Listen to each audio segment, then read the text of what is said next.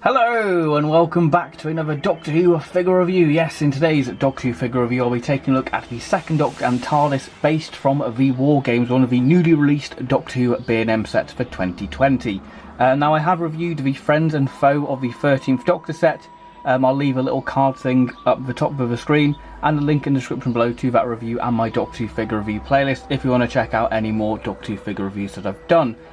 So this set, I'm going to say, is one of the highly desirable ones. I mean, this wave of B&M figure sets are just really desirable. You know, Romana, Sarah Jane, Benton and Yates, classic Daleks. So this set for many is highly desirable because the TARDIS has been tweaked. And for many people, this will be the first time for them getting a second Doctor actually based from his era. Because all the other second Doctor figures, bar the two of the Cyberman variants, the black and white version and the colour version, all the other second Doctor variants have been from other stories, so like the 3 Doctors, 2 Doctors, so it's great to finally have another variant of the second Doctor from his era. So the way this video is going to work is I'm obviously going to do articulation detail, then I'll do a comparison to the existing second Doctor figures, and I will do a classic TARDIS lineup showing you all the other classic TARDISes in the line all lined up together. So without further ado, let's look at the packaging. So taking a look at the packaging for the second Doctor and TARDIS from the War Games. Yes, so we have the standard style guide packaging with the Doctor Who logo there, 5+ and the nice Gallifrey and text there, the skeletal figures, this nice etched design of the TARDIS with the name of the set there, and we've got the nice window box display so you can check the quality control if you want to. Just taking a look at the side, again we have the same motif with the opening doors for the TARDIS and then what the set is, and again nice window box display there. So taking a look at the back of the set now, so we've got a prototype image there with opening doors, and then we have a biography on the War Game, so if you want to have a little read of that, then do feel free to pause, and then you can have a little read on the War Games. So it's quite a nice little bio on the War Games actually, that, so I do enjoy that, because I think that's a nice little touch. And the other side of the box. So taking a look at the card inserts, we have a beautiful render of the Sidrat Bay, which is beautiful, and this is one thing what I love about the B&M TARDIS sets, is that we've got a nice little diorama, so if you want to display the second Doctor and the TARDIS in this little diorama, then it's great. It's a really nice little display piece and it's a really nice little touch to the sets. So here we have the second Doctor himself all looking at worse for wear. So let's have a look at the articulation, then we'll do the detail, and then we'll do a comparison to all the other second Doctor figures what have been released. So taking a look at the articulation for the second Doctor head, can move side to side. The arms can do a full 360-degree turn, 360 at the bicep, bend at the elbow. The wrists do turn, but they are hindered by the cuff of the jacket. The waist do turn ever so slightly, but again is hindered by the jacket itself. The legs are on a T-crotch joint, so they can move ever so slightly to the side, but it's hindered by the jacket and they can kick out. We have 360-degree turn at the thigh and bend at the knee. So taking a look at the detail for the second Doctor. So if you own a second Doctor figure, you basically know what to expect with this head sculpt. Now the hair is done really well. As you can see where the hair naturally parts and falls for Patrick Troughton with a sort of parting there. You can see all the detailing of the individual strands of hair, which is done, captured really well, capturing that sort of Beatle style haircut. So you can see that is done really well, and that is really good attention to detail. But now the paint apps on the face, I will say looks a lot better in hand. I will say that I'm more impressed with this figure in hand than the original publicity images. Now the paint apps, it still kind of suffers the same sort of faults what some of the B&M figure sets have in sort of the collector series, in that the paint apps are quite heavily applied, so you do lose some of the detail. But on the side of the head you can sort of slightly notice the crow's feet around the eyes, which is really good attention to detail. My one's got a little paint sort of rub on the nose. So we've got the wrinkle detail around the mouth, which is done really well. You can see the detailing there. The mouth, I will say, is a little bit odd because it's just a straight sort of line. It doesn't really look like lips, to be honest. So it does make the figure look a little bit odd. Yeah, but other than that, I think that the paint apps on the face are pretty good. So taking a look at the costume itself, now the costume has been given a slight sort of brown wash over it to give it a sort of weathered and worn out look, because obviously the second Doctor in the War Games, he's roaming around no man's land and he's going across these different time zones, like the American Civil War and all that kind of thing. So I think that the weathering has really sort of given that sort of figure a nice sort of battered look, because obviously the second Doctor was looking a little bit worse for wear in the War Games. And I think that the weathering does vary from each set, because my one doesn't have that much weathering really compared to others I've seen, and I quite like it, but it's got a subtle amount, because I guess not having that much weathering on it makes it feel a bit more natural, in my personal opinion. So taking a look at the jacket, so we have the standard sort of Second Doctor handkerchief, which is this nice vibrant red. Again, we've got this nice sort of weathering detail all across the jacket there, which is rather cool. That's to give that sort of mud effect. And then we've got the buttons sculpted on the jacket itself. Now the pockets, I always love the Second Doctor sort of coat sculpt, because it has that sort of illusion that the pockets are sort of full of all manner of things, and I love that. And again, we've got the detailing of the weathering there to really highlight and accentuate the detailing, especially on the creases. It really does sort of accentuate the detailing. Again, we've got the same sort of style detailing on the pockets. Again, we've got the pocket flap sculpted there. Take a look at the arms now. We have the slight sort of scuff detailing in there to give that sort of weathered look as well. Again, we've got the buttons sculpted on the cuff of the jacket. Moving to the back of the jacket, we've got the sort of great sort of seam detailing where the jacket all stitches together, and the two buttons there. And again, we've got a nice little bit of weathering there to give it that sort of scuffed and worn and battered look, which I really do like. So taking a look at the shirt now, the shirt, in my personal opinion, I've seen some people say it's sort of a light blue. I think it looks more white than a sort of lighty blue colour. Now the bow tie, again, is done really well. We've got a sort of a lighter blue colour on it. And again, we have sort of a white polka dot design, which is really good. Now the shirt, we do have slight detailing of the buttons on the shirt. But because the paint apps are a little bit thick on it, you do lose some of the detail. You can just about make it there, and you've got the sort of creasing detail of the shirt itself, where the shirt sort of overhangs the trousers, which is a good attention to detail. Now the trousers, again, like the jacket, has been given a sort of a brown wash to give the trousers that dirty look, and again the same on the shoes. But my one is a little bit of a problem. One leg is actually shorter than the other. I don't know if you can see, the joint doesn't quite line up at the top, as you can see, where the other one is. So he's a little bit short, and I think you can just about make out there where the leg actually joins, but it is a little bit short. You can see where it's not properly connected up. So he's a little bit of a pain to stand, but I just have to lean him a bit forward and he stands fine. We have the nice button sculpted on the top of the trousers. So we have these traditional check trousers for the Second Doctor, which has been replicated rather nice. Again, that brown wash really does highlight the creasing detail of the trousers. So let's move on to the knee. So in the War Games, the Second Doctor has a bit of a rip in his trousers, and I think in the Space Pirates it's actually visible as well. And obviously what they've done is they sort of give this sort of shading to give the illusion that the trousers have ripped, and this little bit there, well, looks like it hasn't been painted. I think it's meant to represent sort of a flap of the trousers, you know, and I think it works from a distance. I think it works, but I think when you get it up close it does look a bit odd, but I think when you have it from afar it does look rather good actually. I like it actually, because it's a nice little attention to detail, and I like that character options are going for the extra mile of going, let's try and make this figure as accurate as we possibly can. Let's make it a little bit different. Let's make it stand out from the other Second Doctor variants. So I do commend character options for giving that sort of little detail, because I think that it does work for me personally. I know a lot of people aren't a fan of it, but I actually quite like it. So moving down to the boot, again we have that slight brown wash over it to give the shoes that worn and battered look, and I think that works rather well for the shoes. And you've got the nice sort of seams where the boots are all sort of sewn and cobbled together, so that is really good. I do like that. So moving on to the comparison section for the Second Doctor. So yeah, lining all these Second Doctor figures up, I didn't realise we had so many actually. So we have the original Tomb of the Cyberman release there, the black and white Tomb of the Cyberman release with the War Games one. Then we have the 11 Doctors Second Doctor, and then we have the Evil of the Daleks Toys R Us version. Obviously it's just a repainted variant of the 11 Doctors one. Then we have the 13 Doctors set one. Then we have the last year's Androgam Second Doctor. So doing a comparison to the original Tomb of the Cyberman Second Doctor, because this is probably the closest figure what matches the War Games one, as you can see.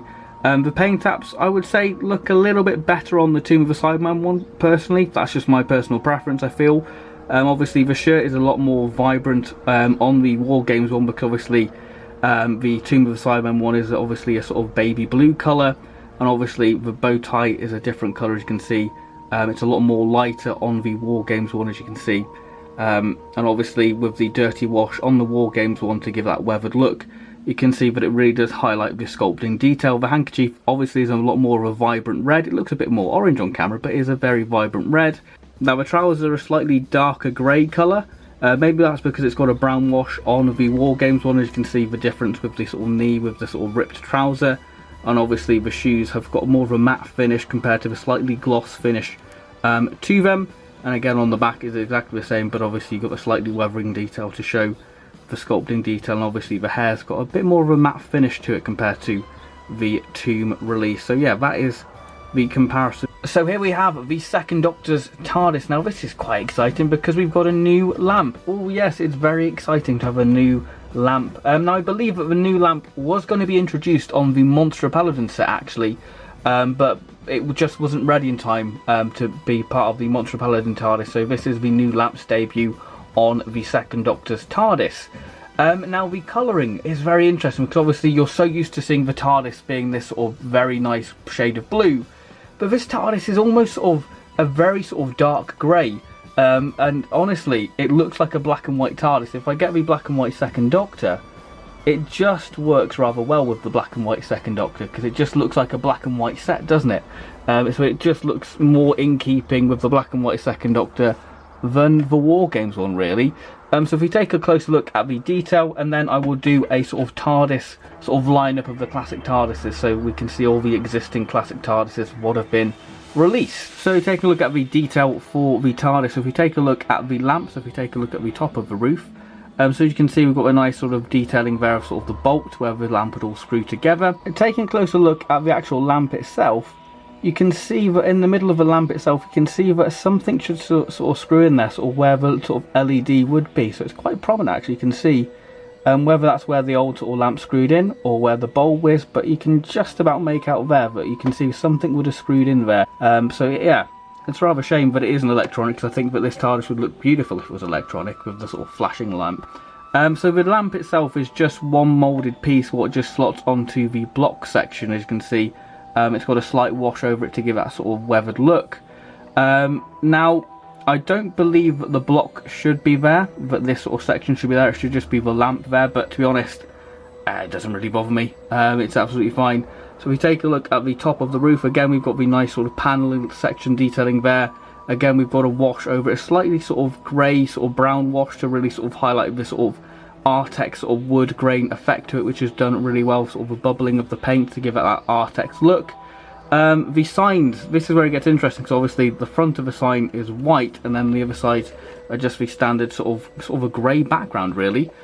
So the text is sort of in keeping because it is the correct text. It's not the new series TARDIS text, it is the classic style text what was introduced on last year's B&M TARDISes actually. It was on the Sharda one and the Kazran one. The Monster Paladin one had the new series one, but this has the standard text. You can see that the text is slightly sort of different sort of block fonts, which is really good actually. We've got a wash over the sign to give it that sort of worn and battered look, which is done really well. Moving to the windows are done rather well. We've got a nice sort of pebbled glass effect, which is done really well. Again, a grey wash has been applied to the windows, which really does sort of accentuate the pebbling detail on the windows itself. Again, we have the traditional sort of wood grain effect detailing there. You can see the sort of wash on it there, and you can see sort of the sort of lumping of the Artex and sort of the wood grain effect on the TARDIS itself. Again, the sign I believe is correct. You know, the key should be below the door handle, but you know what? We've just grown to get used to these classic TARDIS, and you know what? I'm just happy to have a second Doctor TARDIS. And on the bottom of the doors, you can see the sort of it's been more heavily weathered to give that sort of worn look, which I really do appreciate on the TARDIS. Again, we've got the wood grain effect on the base. Moving to the other side, again, we've just got obviously sort of a grey base for the font there. I believe that one of the sides of a TARDIS should sort of be just completely sort of have no text at all, but you know what, I can see why Character Options did that, because obviously it would just look a little bit weird not having the police box. Again, you can see sort of the wash on the windows there, and you can sort of see the wash really highlighting the Artex wood grain effect on it. It does look slightly blue on camera, but it is a very sort of grey colour. Again, the TARDIS does have this sort of waxy texture, what we've all sort of grown to know from the B&M TARDISes. Again, got the nice sort of wash on the windows there, really highlighting the pebble glass effect, which is done really well.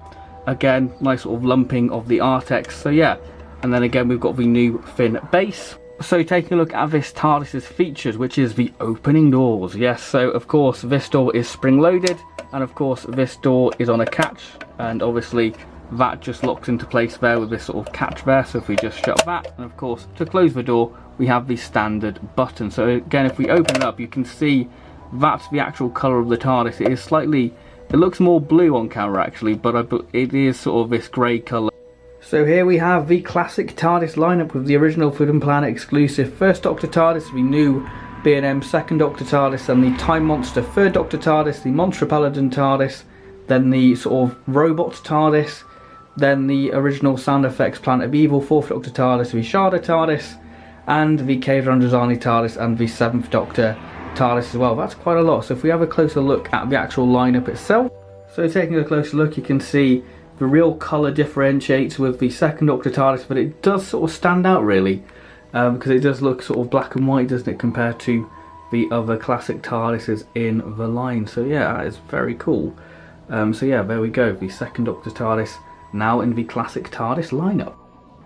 So that concludes my review of the Second Doctor and TARDIS from the War Game. So what are my overall thoughts on this set? Well, I really do like it. I absolutely love this set. I always love getting the Doctor and TARDIS sets because I just love getting the TARDISes, and I feel like this TARDIS is a great little variant. You know, the addition of the new lamp and the sort of different sign, it really makes it stand out, and obviously the sort of colour of it being sort of a very sort of dark grey, it just works, and it just sort of works with the black and white era very well. It just fits that sort of era very well. You know, I know that these TARDISes are never going to be 100% accurate, but they are just brilliant. They are absolutely brilliant. The Second Doctor variant, I think, is going to be incredibly desirable for people who haven't got a Second Doctor from his actual era. I quite like it. The paint apps, I think, are great. The sort of weathering really does help accentuate the detailing of the Second Doctor. Obviously, now mine does have a little bit of a problem, obviously, with one leg being shorter than the other, which, you know, can't be helped because that's just the way the figure's been manufactured. I think it's just mine. I don't think anybody else's. I don't think like it's a common problem throughout the actual sets themselves. I really do like this Second Doctor. I just like the slightly battered look to him. It just fits, you know, the little attention to detail of the rip on the trousers. I just really do like this set. I think that this is one of the, I think this is going to be one of the more popular sets of the year. You know, I think that probably the most popular set will probably be the Companions of the Fourth Doctor set. I'd probably say that this is probably the second most desirable set of the year for many people, and I do really love this set. I think that this set, for me, I have fallen in love with it more in hand. I feel like the pictures online don't do this set justice, and I really, really do like this set. Obviously, the original promo image of this set, we did have a sort of more beigey finish to the signage, but obviously I quite prefer the sort of more sort of washed out white, because I feel like it's more in keeping with the actual TARDIS itself.